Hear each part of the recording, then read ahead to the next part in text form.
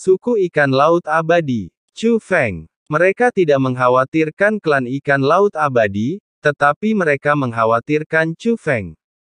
Karena mereka juga mendengar bahwa Chu Feng memiliki hubungan yang baik dengan dua tuan muda klan ikan Xianhai. Chu Feng adalah orang yang menghargai cinta dan keadilan, jadi dia secara alami khawatir dengan situasi klan ikan Xianhai. Dan seperti yang mereka harapkan, Chu Feng, yang selalu tenang, kini memiliki ekspresi khawatir yang kuat di wajahnya. "Senior, dari mana kamu mendengar berita ini?" tanya Chu Feng. "Ngomong-ngomong, aku baru saja berpisah dari Xiao Yuer belum lama ini."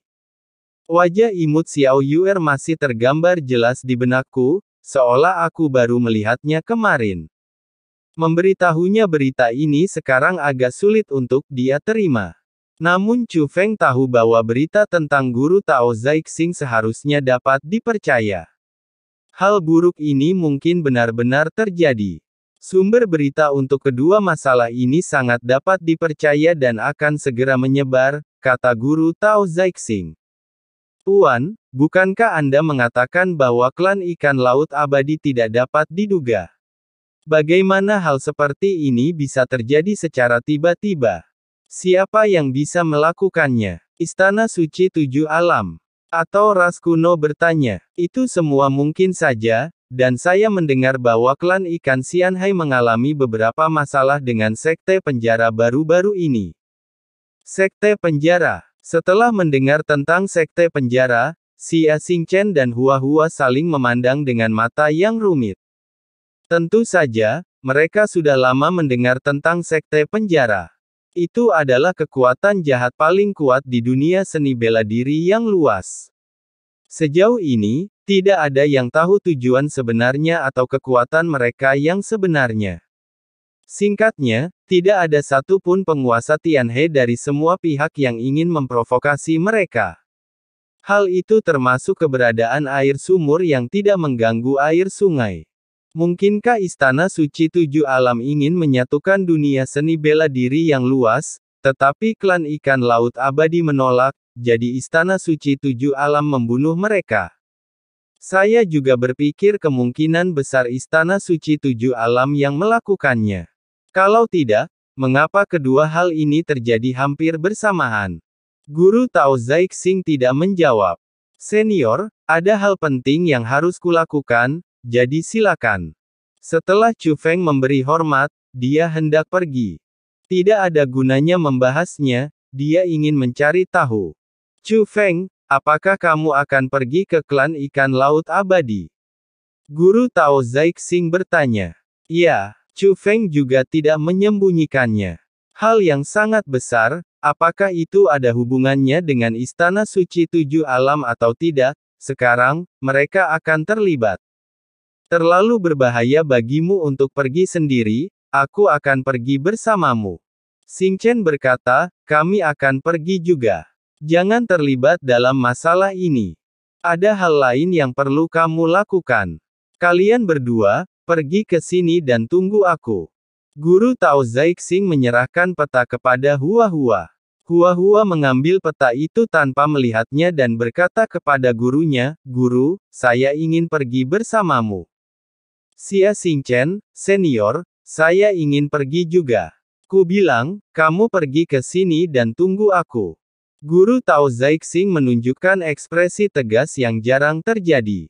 Setelah mengatakan ini, Guru Tao Zixing dan Chu Feng menghilang. Namun, sebuah pesan rahasia mencapai telinga mereka pada saat yang sama. "Kekuatanmu tidak dapat membantu Ibu Feng. Butuh waktu lama untuk membukanya. Susunan ramalan ini tidak bisa dibiarkan begitu saja. Kalian kembali dan bantu aku mengendalikannya." Mendengar pesan rahasia ini, Hua Hua dan Xia Xingchen saling berpandangan. "Sister Xingchen, apa yang harus saya lakukan?" Hua Hua bertanya. "Lebih baik mendengarkan tuanmu. Bagaimanapun, orang yang paling dipedulikan Chu Feng pasti adalah Jie Ranxing," kata Xia Xingchen. Setelah perjalanan panjang, Chu Feng dan Guru Tao Zixing tiba di markas besar klan ikan laut abadi. Itu adalah alam atas yang sangat besar. Tapi saat ini, penghalang megah menutup seluruh dunia. Di luar, di sana ada beberapa sosok yang tersebar merata, menjaga tempat ini. Mereka semua adalah spiritualis dunia, dan mereka adalah orang-orang dari Istana Suci Tujuh Alam. Selain orang-orang dari Istana Suci Tujuh Alam, ada juga orang-orang yang berkumpul di luar dunia. Salah satu orang kuat dari klan ikan Xianhai mengetahui berita tersebut dan datang untuk mencari tahu. Beberapa dari mereka dipanggil oleh Istana Suci Tujuh Alam untuk mengumumkan bahwa mereka telah mengetahuinya. Sesuatu terjadi pada klan ikan Xianhai, dan pemimpinnya klan ikan Xianhai menghilang. Sebelum kembalinya klan-klan ikan Xianhai, Rumah Suci Tujuh Alam untuk sementara mengambil alih Xianhai Tianhe ke klan ikan Xianhai.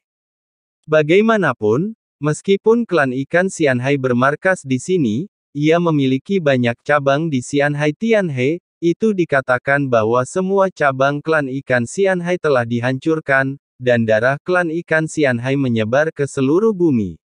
Darah mengalir seperti sungai. Metodenya sangat buruk sehingga hampir tidak ada mayat utuh yang terlihat, tapi mayat yang dimutilasi terlihat di mana-mana. Bangunan-bangunan bersejarah dihancurkan dan harta karun dijarah.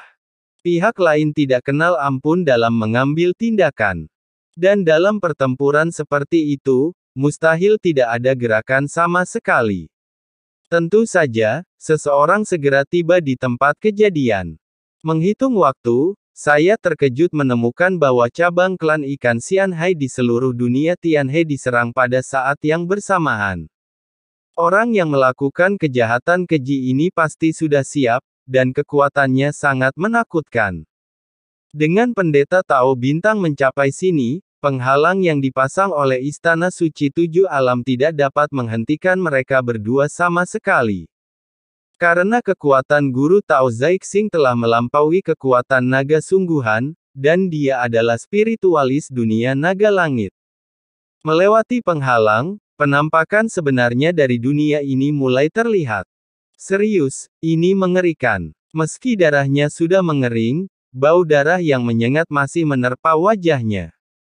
Dan mayat-mayat yang dimutilasi itu bisa membuat orang membayangkan betapa tragis dan mengerikannya kejadian yang terjadi di sini. Dunia yang semula indah dan semarak telah hancur dan hancur, seperti neraka di bumi. Ada mayat, noda darah, dan kawah besar yang hancur di mana-mana. Tempat ini telah lama kehilangan keindahan masa lalunya, dan yang tersisa hanyalah tragedi dan keheningan yang mematikan. Di sini, markas besar penguasa Xianhai Tianhe, klan ikan Xianhai, memiliki pemandangan yang sama dengan cabang lainnya, tetapi juga hancur total. Jelas sekali, dalam pertempuran ini, klan ikan Xianhai adalah yang kalah. Chu Feng terbang cepat, berusaha mencari yang selamat. Tetapi mereka tidak dapat menemukan setengah dari korban klan ikan Xianhai sama sekali, bahkan tidak ada mayat utuh. Semakin dia mengamati, semakin marah Chu Feng. Ini adalah keluarga sahabatnya, dan mereka yang meninggal juga merupakan anggota klan sahabatnya.